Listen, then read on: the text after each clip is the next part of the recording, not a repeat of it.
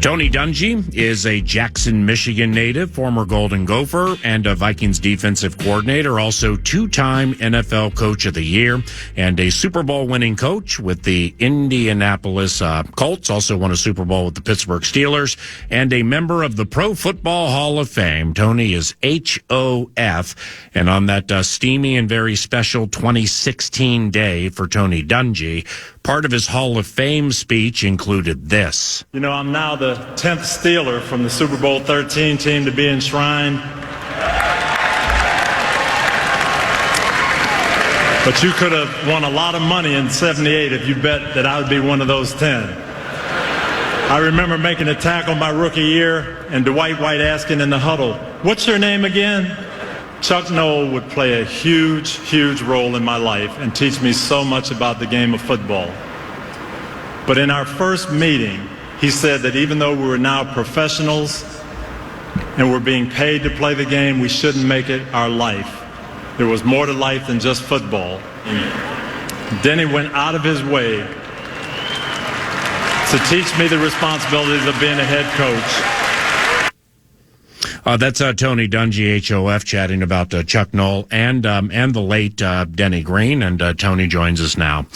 Tony, it's Paul Allen, and good chatting with you for the first time since seeing you at U.S. Bank Stadium on the sideline, wearing that snazzy New Year's Eve bow tie, and then the football team goes out and loses to Green Bay, and the day became a blur for me. But given all the years you spent here in the 90s, what do you enjoy, Tony, about returning to Minnesota? Well, Paul, I enjoy coming back because it is my roots. I left Michigan in 1973 as a 17-year-old boy, really, and I grew up in Minnesota. Cal Stahl was my coach, and he encouraged us to grow not just athletically on the football field, but to grow academically, to grow socially, to become part of the university scene. And that's where I really started growing as a young man and learning so many of the lessons that I still hold true today. Now, off that clip we played from 2016 and HOF, Tony Dungy, HOF, Chuck Noll, 1993 Hall of Famer, and the late Denny Green, former coach of the Vikings, and that's who you were referencing. What keys did Denny or Chuck or Denny teach you about head coaching? Well, I learned a lot from both of those guys. I think I took my football philosophy, my X's and O's, and team building from Coach Noll. That was my first introduction to NFL football. And Coach Noll, as you heard me say, don't make football your whole life. Be a great teammate, have one goal in mind, and help the team be the best it can be, no matter what your role is. And that's what we believed. He sold to us that champions don't do extraordinary things. Champions do the ordinary things better than everyone else. We're going to be fundamentally sound. We're going to work together. We weren't going to beat ourselves. And that's the background that I took. But then I came to Minnesota in 1992, and Denny Green was all about chemistry and getting people together and working together and having the players feel good about themselves and being fresh and ready to go. And he taught me about building team chemistry. And those two elements I took to Tampa, and I think that's why I became successful. Wow, a brilliant, beautiful answer, as usual, Tony, as in Tony Dungy, who also once said, quote, "The secret to success is good leadership, and good leadership is all about making lives of your team members or workers better," end quote. So, I mean, that's beautiful, but what have you learned, Tony, are some roots to executing that secret to success and doing so consistently? Well, Paul, that really came through to me when I came onto Coach Noll's staff in 1981. I had played for him for 2 years, learned a lot of things, and I just wrote them down because he said them. Well, now, 3 years later, he hired me to be on his staff, and I remember going into his office and saying, "Hey, Coach, I've never coached before. What am I supposed to do? What do you expect from me?" And he told me something I never forgot, Paul. He said, "Tony, as a coach, you have one job, and that's to help your players be better." And I said, "Wow, that's pretty simple, Coach. That's pretty straightforward." He said, yeah, it's simple, but it's not easy, because in order to do that, you have to get to know your guys, get to know their strengths and weaknesses, their personalities, what makes them tick, what they need, and then you've got to provide what they need to be the best they can be. Some guys need nurturing. Some guys need challenging. Some guys do need to be yelled at. Some guys need to be told that they can do it. You've got to figure that out, and then you've got to help them work on their weaknesses. Everybody likes to work on their strengths, but to make people the best they can be, you've got to help them work on their weaknesses. So it can't just be one way. You can't have one program, my way or the highway. And I thought that that's what great coaches did. Oh, I've got this program and everybody get on board. Coach Knoll said, no, you've got to reach every single player and help them be the best they can be. So for the next 28 years, that's what I tried to do.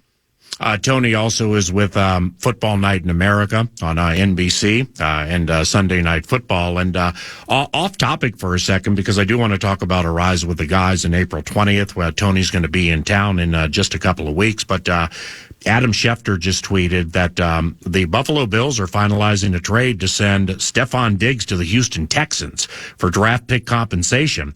Stefon Diggs going to Houston, that's one thing, Tony, and I know you know Steph, and of course you know football inside and out.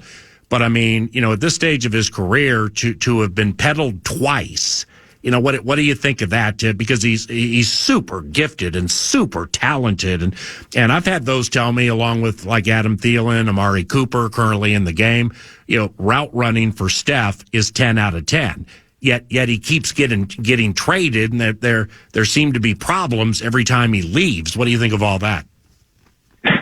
Well, again, I go back to Denny Green, and I remember sitting in his first staff meeting after I got hired there in '92, and Denny saying something that I wrote down and I never forgot. The best 53 players don't make the best team. The best team is made up by 53 guys being on board, believing in what we do, supporting one another, and we're not going to keep the 53 best players. We're going to keep the 53 players that give us the best team. And I just look at Steph, and you said it, ultra-talented, great route runner, excellent hands, a guy who's impossible to guard one-on-one. And how do you play for the Minnesota Vikings, make that big play, and then all of a sudden you're in Buffalo, and you get Buffalo close to the Super Bowl. You're their best receiver, and now you're in Houston.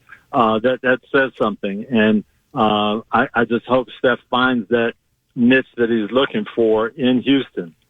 D'Amico Ryans is a great coach. He's a guy who instills chemistry in everybody. His guys love to play for him. They've got a great quarterback down there. But Minnesota had a great quarterback. Buffalo has a great quarterback. So it's got to be something more than what we're seeing on the surface.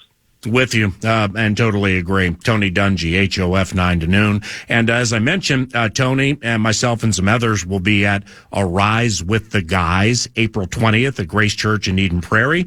It runs from 9 until 11 in the morning. This will be the third year that I've been part of it. Tony's done it for over a decade. AriseWithTheGuys.com to get information and or tickets. Special and Sacrifice, Tony, are like low-key the themes this year, with Matthew Slater, David Tyree, and C.J. Ham, and the buy-in with those guys, and embracing a special teams laden team first mentality. That's not easy for many. I mean, why are guys like Slater, Tyree, and C.J. important to success?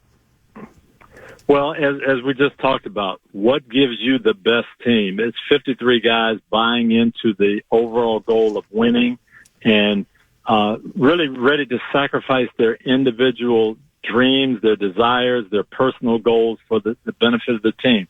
Matthew Slater is actually going to be our Uncommon Award recipient this year. And what he has done in the National Football League is uncommon. Matthew Slater is a wide receiver, and he's played 16 years in the NFL. He's caught one pass in a game. You say, how in the world can you play for 16 years and only do your job one time?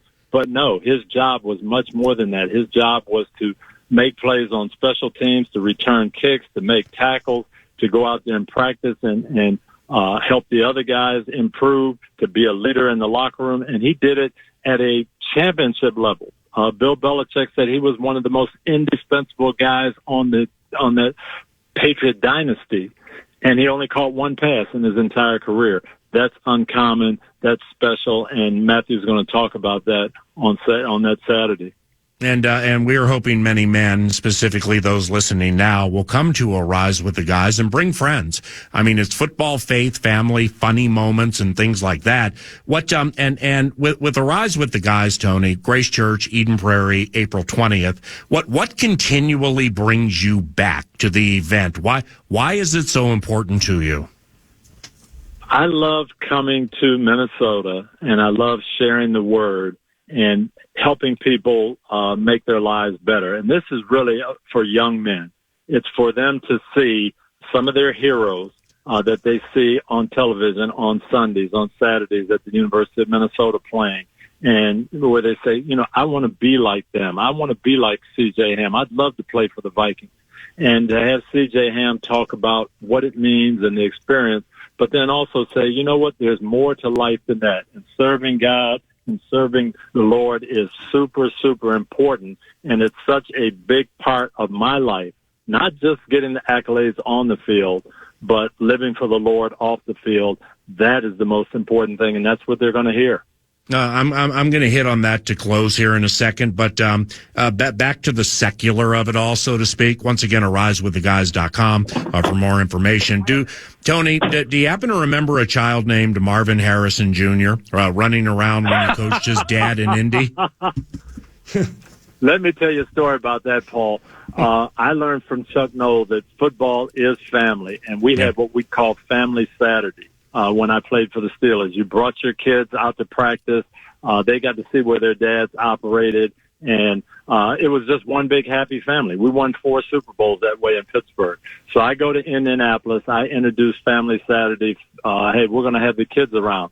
Well, my quarterback, Peyton Manning, before I got there, he was used to Saturdays being kind of that day where we got everything together and right, and he wrote down all the plays that weren't run perfectly, and he wanted to rerun them again on Saturday.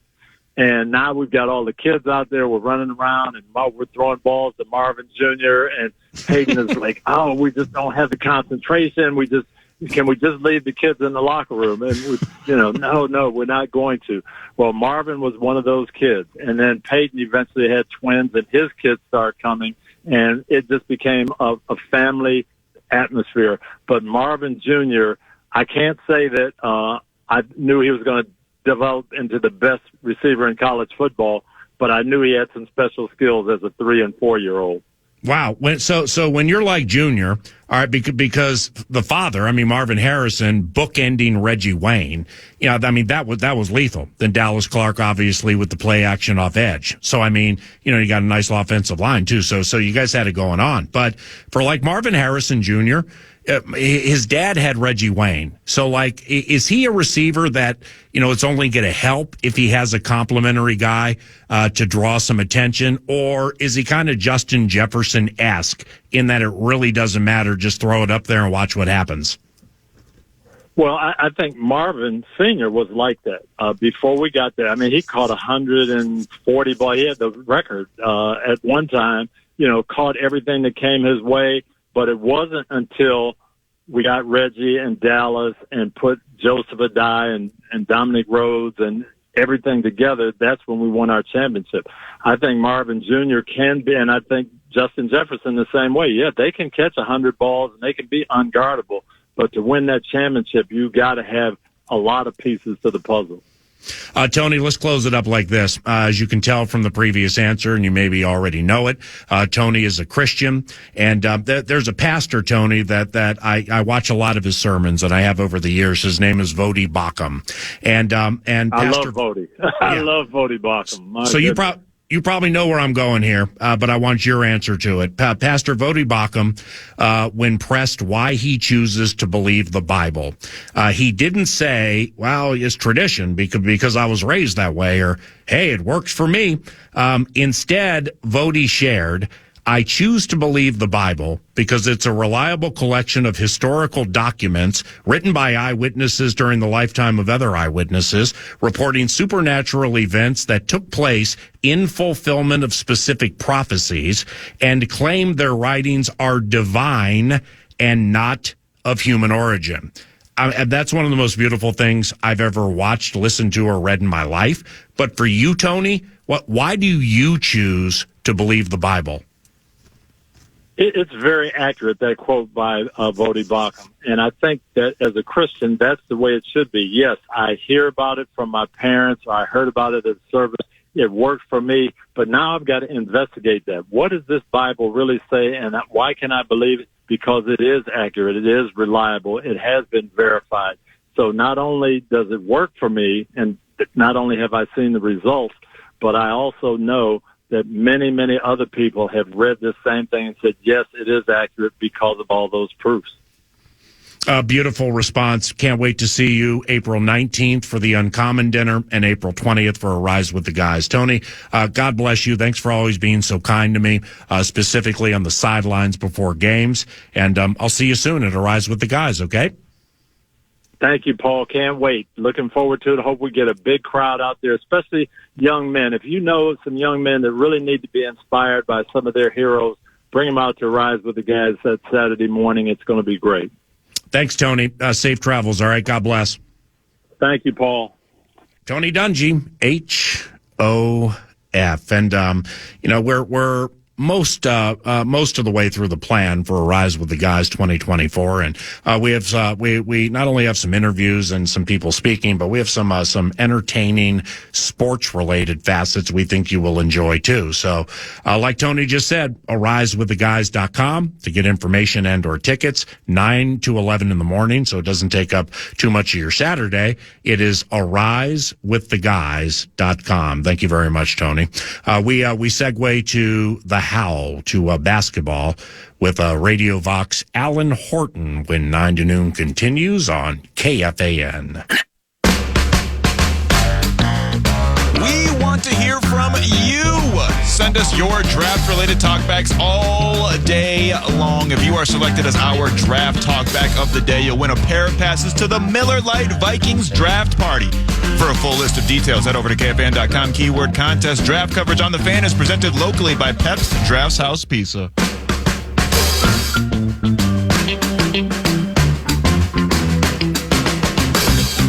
Here comes the VOX, Radio VOX for the Minnesota Timberwolves, as heard on FM 100.3 KFAN or the Timberwolves channel on the free iHeartRadio app. He is Alan Horton. Alan Horton joins 9 to noon off a cool victory last night over Houston. I mean, Houston had won, 13 of the last 15, 11 of the last 12, got killed by Dallas Sunday, but still razor sharp and super hot. And the Wolves beat them last night. What'd you like about the game? And good morning. Yeah, good morning, Paul. Good to be on with you. Yeah, it was kind of a fun game last night. Houston is playing well, and they raced out to the early lead. I think their style of play kind of made it a fun game because they love to push the pace. They're without their big man Alperon Şengün, and so they play a little smaller, a little quicker, and it makes for an exciting brand of basketball. And they jumped out to the lead. The Wolves came back. Houston pushed it back up. Wolves then went on a 40-20 run, got up by 15 with 6 minutes left, and you're thinking, okay, they've got this one. They can see the finish line. They can put it on cruise control, and all of a sudden, Houston rallies back, gets to within one in the closing minute, and you're thinking, uh-oh, and then Ant with a couple of highlight reel dunks put an end to that, but it made for a real exciting night, no doubt about it. How do you're an elite basketball mind, and you've called games for close to 2 decades or right around there. So how do you analyze this time of the season, with a playoff bound team? Because I'll hear people, now like Houston, is scratching and clawing to get in the play-in situation and just have a chip chair and a chance, but nevertheless super hot. Or if you're playing like, say, I would say the Wizards, but they just beat the Bucks last night, but you know what I mean. A bad team and style points. You'll get fans who will be like, all right, well, if you're worth your salt in basketballs, then you got to go out here and blow this team out. If you're beating Houston by 15, make it 20, make it 25. My response is it's rarely that easy the way it's being laid out. But what do you think about it? Yeah, there's no doubt about it. I mean, you would always love to follow that recipe of just building this lead, right? Be good in the first, add to it in the second, keep building that lead in the third, and then you get to the finish line. But you're right, it doesn't work like that because this is the NBA, and there are elite players on both sides, even for teams that are struggling. And, the Wolves saw that firsthand on Sunday night when the Chicago Bulls came in 4 games under 500. They didn't look like a under 500 team. That team played awesome. And if you allow a team to get some rhythm, to get some flow, to gain some confidence, it's tough to break them of that. And so when the Chicago Bulls put up 64 points and shoot 66% in the first half, even with a good second half, it was not enough to overcome what Chicago did. In this league, if you overlook anyone or you disrespect an opponent, and not even disrespect, but just not come in with the proper mindset, you just got to bring it every single night, or else you're going to find yourself on the short end of some of these games. And the bottom line in this league is you find a way to win. It's not always going to be pretty or how you would like to draw it up, but the bottom line is you come away with a win. And for the Wolves, I mean, every win matters. You are in a battle with Oklahoma City and Denver every single night to try to adjust your seeding. The Wolves did move up 1 spot to second, but it's going to go right down these final 7 games. Every game is going to matter. And I think that just sort of helps you with your mentality, is that this is going to help going right into the postseason, because the Wolves have been playing like this for almost the entire season. Everything's been so intense. And I just think that once you get to that level, you got to stay at that level. There's no letdowns. And it's going to be a lot of fun, these 7 games, and then into the postseason. Hey, VOX, Alan Horton at Wolves Radio. Please follow him as 9 to Noon does. Alan Horton at Wolves Radio. 52 wins after last night, man. I mean, the second most in team history in a single season. 52 wins. Finchy to the playoffs 3 years in a row. I mean, this is fantastic, Alan.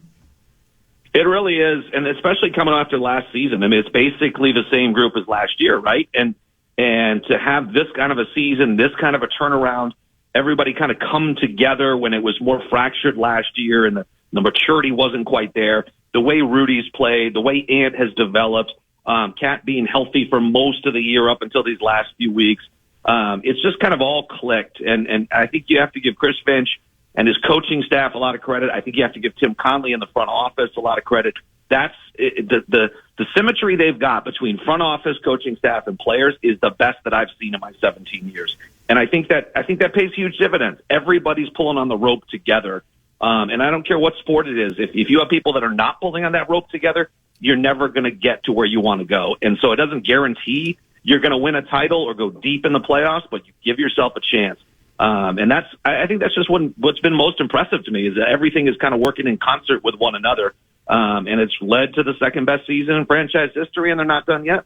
You think this ownership situation is any form of a distraction for anybody who matters when it comes to the W's and the L's? The coaches, the players, personnel and stuff like that would be different because they work more in concert with ownership. But is there any form of distraction here? I don't think there is, but you know better than me. No, I would say no. I think there's definitely sort of an interest that we all have, fans, employees, everything, on how it's going to shape out. But I think it's so far above the fray of a nightly, getting your work done and going out to a game and winning games, that there's no distraction whatsoever. And that was what's fun to see about the Wolves just kind of going into Denver, because I think that news had broken the day or two before. And was one of the biggest games of the season, and it clearly didn't affect them, and they went in there and really manhandled the Nuggets on that game. And no, it's not been a distraction, and I think they're all interested to see how it turns out. But as with all of us, we'll just have to wait and see. Vox, how about that Friday night at Ball Arena? Are you kidding me with that thing? I mean, from the opening tap to the end, it was A to Z domination. All right, now, I know they didn't have Jamal Murray, and that does matter. It's huge. I mean, Jokic and Murray together with that 1 and the 1A and the in and out game and everything. Jamal, when healthy, can be lethal. So yeah, that plays into it. But nevertheless, what was it like calling that game in the Mile Get High City? I mean, because your squad, our squad, they put their metaphorical thumb on the champions from the opening tap and just never let them out. No, they didn't. And you have to mention, even after the game, some of the Nuggets people were saying, well, we didn't have Jamal Murray. And I was quick to respond, hey, the Timberwolves didn't have Karl Anthony Towns. So anytime you mention that Nuggets didn't have Murray, who's as big a piece as, as Jokic or with Jokic, but Towns is just a big a piece for the Wolves. So those two things have to go hand in hand, and I've heard that nationally, too. Well, Murray was out of that game. Well, Towns was out, too. That has to be mentioned in there. But you're right, Paul. They just set the tone right from the opening tip.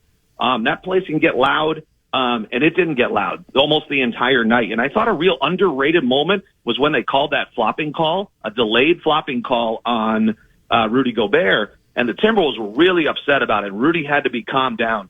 And you've seen moments like that in the past, whether it's past, mostly last season, that would have either derailed Rudy or derailed the team. And they quickly kind of got Rudy under control.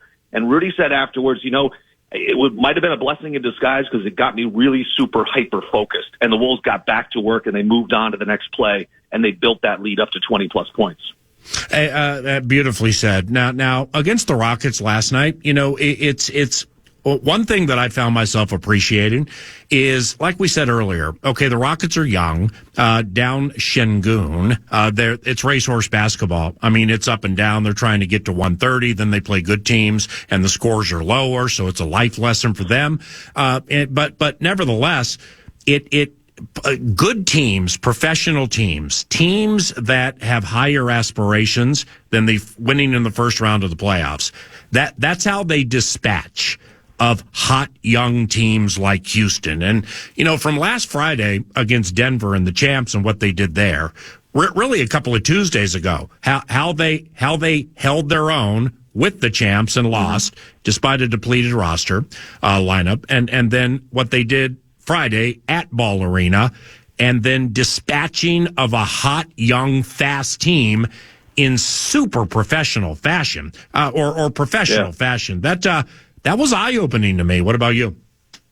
Yeah, no doubt about it. And I think that's one reason why the Wolves have 52 wins and are competing for the top spot in the West. They've found different ways to win games against different type of opponents.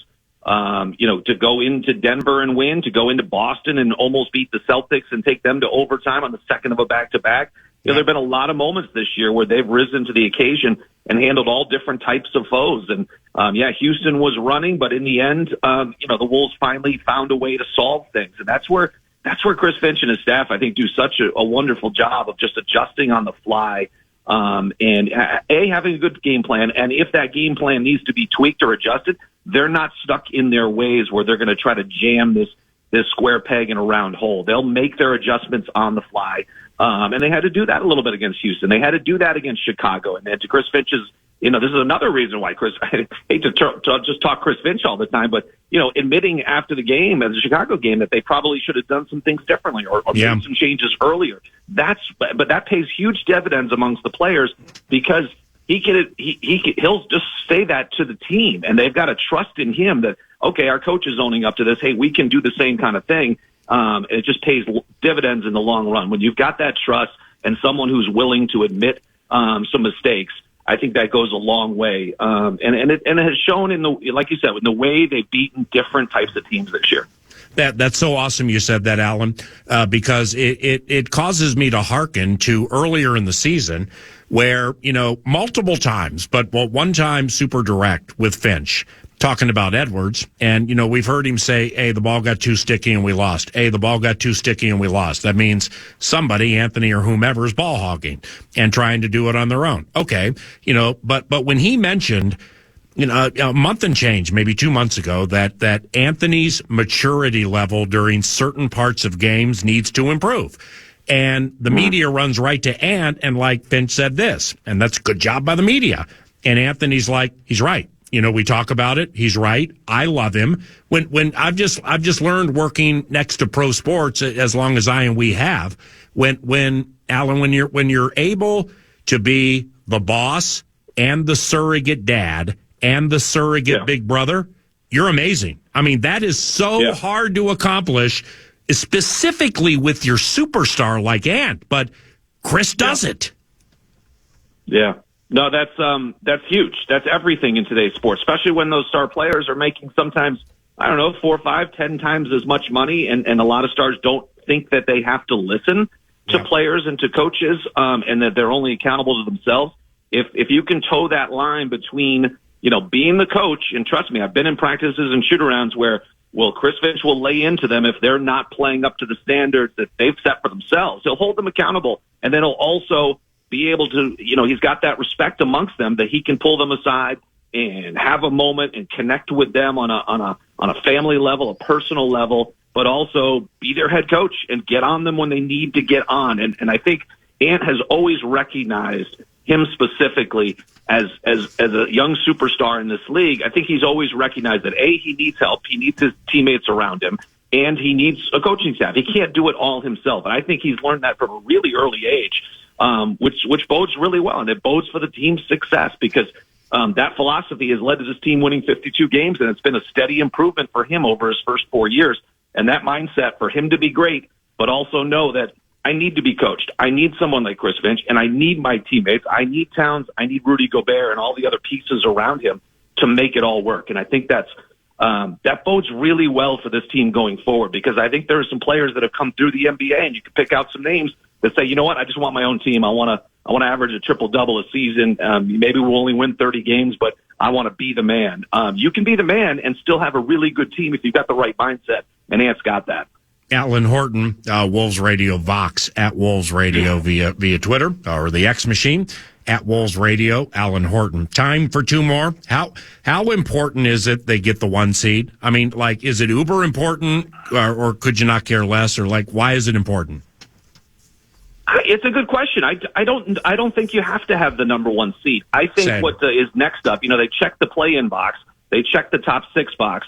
Next up is clinching that top 4 box. So you make sure you have home court advantage in the first round. And this is really going to be interesting because over the last 2 years, the Wolves have been involved in the play-in. And the play-in starts the day after the regular season ends. It's a hectic week. And then you lead right into the postseason. And when you're one of those play-in teams, guess what? You're facing the number 1 or the number 2 seed like the Wolves have the last 2 years. Memphis 2 years ago, Denver last year. And you're traveling late. You don't have as much time to prep. Sometimes you play 2 games that week. You're really behind the 8 ball. And obviously we see the Lakers and the Miami Heat last year were playing teams and made it deep into the postseason, the Lakers to the Western Conference Finals and the Heat all the way to the NBA Finals. But I think that's rare. And so that's a huge step finishing in the top 6. And now as long as you're in that top 4, and I think it's pretty well assured that the Clippers are going to end up, in that 4th spot. So the Wolves are going to be top 3. I just think as long as they're in that top 3 somewhere and playing good basketball, you can't control what Denver's going to do or OKC does, but if the Wolves play the way they've been playing of late, I think they've won 8 of their last 10 now, they're going to be in good shape no matter whether they finish 1st, 2nd, or 3rd. All right, last one, brother, and thanks for the time. With Anthony Edwards, and, this is, you just handle it however you want. 7 to go, I think you said. And the playoffs, obviously the dangling carrot, and he's obviously one of the best offensive, maybe overall players in the NBA, Anthony Edwards. Does Ant need a bit of a break to freshen the legs for the playoffs? Like in any way, whether it's taken 37 minutes down to 32, I don't know what it would be, but do you sense with what you've seen from his jumper over, let's say, the last month and change, that maybe he needs a little break? Yeah, I have been thinking about that specifically over the last 6 games, where his numbers are down a little bit. His shooting is down. His 3-point shot has been errant. He's missed 22 in a row now after last night. And I kind of feel like he's getting worn down a little bit. The good news is about getting that top 6 seed is that he's going to have that week break. He's going to have that week off. Well, there'll be some practices in there, but you know what I mean. He'll have that end of the regular season break. But if there's one guy I think that can muster the energy and his superior athleticism and his drive, I think he'll rise to the occasion. This might just be a little bit of a lull, and I think maybe he is a little bit tired, but I think he'll be able to recoup and recover sort of after that regular season, right before the playoffs start. So there's one guy I'm not concerned about. It's Anthony Edwards. Last one, promise. Friday, you're at Phoenix, so you'll get a chance to get a glimpse of what they deem to be an MV3 with Devin Booker, KD, and Bradley Beal, and Nurkic too. By the way, is having a good season, and it's still amazing to me to think that Nurkic and Jokic were on the same team as passing big. I know for a second that, I mean, it's like before they got rid of him and traded him to Portland. Holy cow, the possibilities. But anyway, it's I think Phoenix is counterfeit. With now those three are studs, specifically two of them, but getting it to work consistently. Do you think it has some counterfeit to it, or are they just bracing for the postseason, and then Booker, Durant, and Beal are just going to kill everybody? Boy, I just don't know if you can flip the switch like that when those guys really haven't played that much together. Even this season, it just seems like they've had some decent stretches, but then they'll have some head-scratching losses where you're just like, how are Durant and Booker and Beal losing to this team? And they just looked so good 2 nights ago, and now they don't look good. We've only seen them once this year, and it was back in November after the Wolves went into Golden State and swept the Warriors and had that brawl with Klay Thompson and Draymond Green and all those antics. And the Wolves were on a second of a back-to-back, and it was a huge schedule loss, and that game wasn't even close. And we haven't seen them since. And so Friday night is going to be that's a heavyweight matchup. I can't wait to see how these teams match up when something is at stake. And again, they'll meet up. I think Phoenix is here the final game of the regular season. I don't know how much will be on the line at that point for either side, but that's a heavyweight matchup. I think, Paul, what they're going to probably miss, and I haven't studied them too much recently, I think they miss like a Mike Conley at point guard type situation. Right. You need someone who's just solid when you've got that much talent around. I don't know that they've got a point guard that can facilitate things for them, because they do have some pieces, but that's where Mike Conley has been so valuable in coming in and just being the floor general, being that leader, talking in guys' ears, making the right pass, the right play, when to look for their shot. That's why I think the Wolves become really dangerous, because they've got a guy who's been there, done that, knows how to play the game. And I don't think Phoenix has that guy. Have fun tonight with Super Stats Dave Hanlon's favorite, Grady Dick, and, of course, Jalen and Jaden McDaniels battling each other. Good Lord. Do the Raptors even have enough matchup? Yeah, right. But do they even have enough players to field a team? Oh, R.J. Barrett just came back. That's right. Wow. Yeah, they just got Quickly back, and they got Barrett back. But here's the thing about Toronto. They've lost 14 in a row. They have the 6th worst record right now, and they need to stay there because their pick is top 6 protected. And so it looks like they're going to finish 6th worst. But the draft lottery, all it takes is for one team to jump ahead of them, and they would lose their pick to San Antonio in the Jakob Poeltl trade. Yeah. Out of respect for some things that have developed lately, let's just say for Michael Porter Jr.'s younger brother, I will reserve comment on the speculative nature of what you just said involving tonight. Call a good one, and we'll stay in touch, all right? All right, PA. Appreciate it. See you, brother. The VOX Alan Horton at Wolves Radio via Twitter. Maxwell Fuller is guiding the great ship Love Covenant today. Yours truly, Paul Allen, at the Minnesota Vikings facility in Eagan, Twin Cities Orthopedics Performance Center. We'll link up with Max for some meanderings and a sports update-ish segment around the corner on KFAN.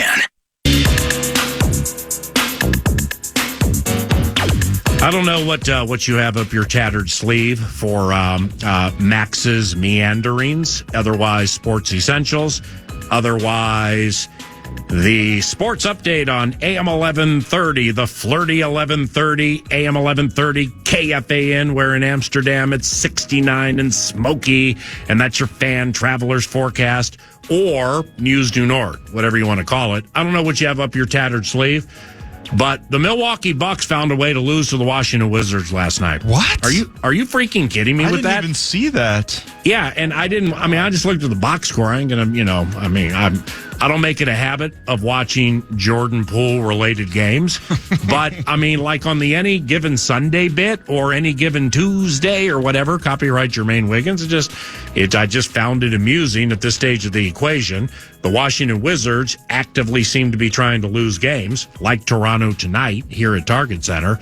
And your Bucks found a way to lose to the Wizards. That's just crazy at this stage of the equation. And Max's meanderings are courtesy of Canterbury Park and CanterburyPark.com, where the Kentucky Derby, the most thrilling 2 minutes in all of sports, is the first Saturday in May. It's May 4th. Of course, we have a Derby party, and it's Derby attire is preferred, but not required. And CanterburyPark.com for all the information, because the live racing season is about a month away, too.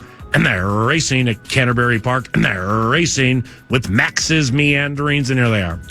You talked about it with Tony Dungy, but I wanted to hear your thoughts, PA. A bit of breaking news this morning. Former Vikings wide receiver Stefon Diggs is being traded from the Buffalo Bills to the Houston Texans for draft pick compensation. Well, how am I going to put this? You know, there's a man named P.T. Barnum. You familiar with P.T. Barnum? I am. He's like an old detective or something like that, right? Or no? No, you're thinking of Barnaby Jones. Okay. Barnum Bailey Circus. P.T. Barnum. Oh, yeah. Okay, yeah. He once said, quote, "There's a sucker born every day," end quote. So I could just leave it there. Yeah, I know Steph's good. Yeah, I know Steph runs good routes. Yeah, I know Steph is polarizing. Yeah, I know Diggs has all of the intangibles you need to be the highest of high enders ever to high end. His stats are good. His fantasy wherewithal is solid, which matters to a majority of the listeners. Why you keep getting traded? Why you keep getting traded? That's it. I'll just leave it at that. May God be with the Houston Texans and their fan base. And hey, I wish nothing but the best for that team and for that individual. My question would be why you keep getting traded. Eventually, it's not them, it's you. Speaking of Houston, last night, Houston had a problem. The Timberwolves brought the Rockets back down to earth with a 113-106 win over Houston at the Target Center. Naz Reid led the way for the Wolves with 25 points and 6 rebounds. Anthony Edwards didn't have the most efficient night shooting, 5 of 16, but he did have some big buckets late, finishing with 21. The Wolves will look to go back-to-back tonight when they take on the Toronto Raptors, which, by the way, you can hear the whole game right here on KFAN with the one-man band, Alan Horton, on the call.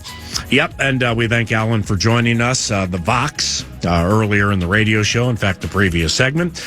This is nearly a loser-proof game, and Alan kind of laid it out at the end with the lottery-protected draft situation the Raptors have with the Jakob Poeltl trade, I think, with San Antonio.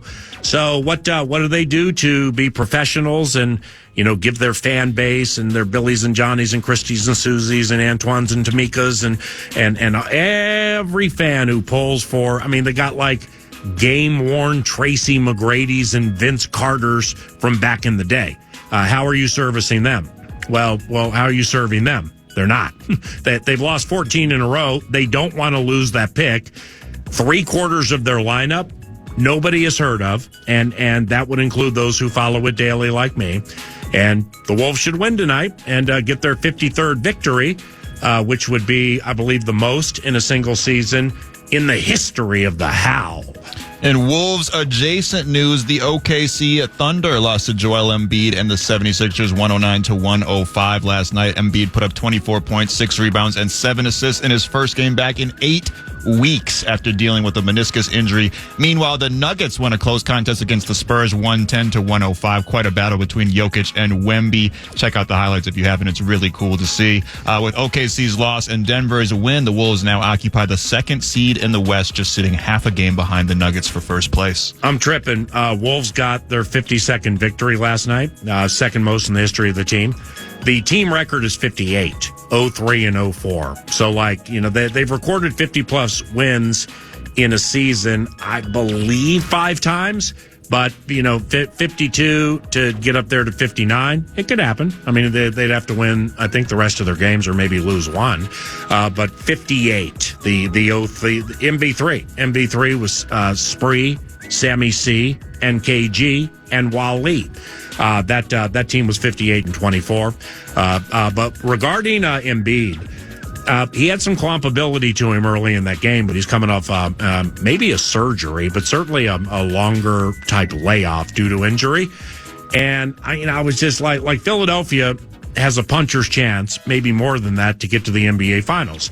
And I was just thinking 7 games of Embiid against Jokic. Holy cow! That right? You're like, that would be unbelievable. Hope it doesn't happen because I hope the Howl make it to the finals. The Twins came up short against the Brewers in a 3-2 on the road yesterday. The Twins got behind early after Louis Varland gave up a trio of runs between the second and the third inning. Despite a rally in the middle innings, the Twins just didn't have enough firepower to overcome the deficit. Good news for the Twins, though. They're back in action for a shot at revenge at Milwaukee today. 12:10 is when the first pitch is scheduled. Right, and I believe the home opener is Friday. It's tomorrow or Friday. I think tomorrow. It's Friday. It's tomorrow? Yes, sir. Okay, so it's kind of a buzzkill when your squad starts on the road. Like if it starts on the road for a couple and then comes home, cool. But like when you got 2 series on the road and then you come back home, I don't know, man. It harshes the mellow a little bit when it comes to the beginning of a season.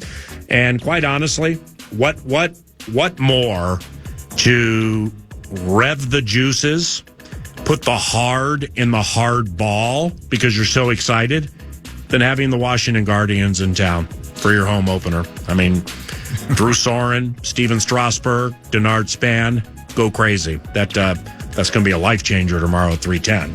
A couple of little small nuggets as we close out here. I mean, not small, but the Wild won 3-2 over the Ottawa Senators yesterday at the XL Energy Center. And LSU versus Iowa shattered all the records for women's college basketball games. 12.3 million viewers, which yesterday when I was hosting with Charch on Bumper to Bumper, Charch pointed out that none of the games in the World Series last year had over 12.3 million viewers, and only one game in the NBA Finals. So massive viewership numbers for LSU and Iowa.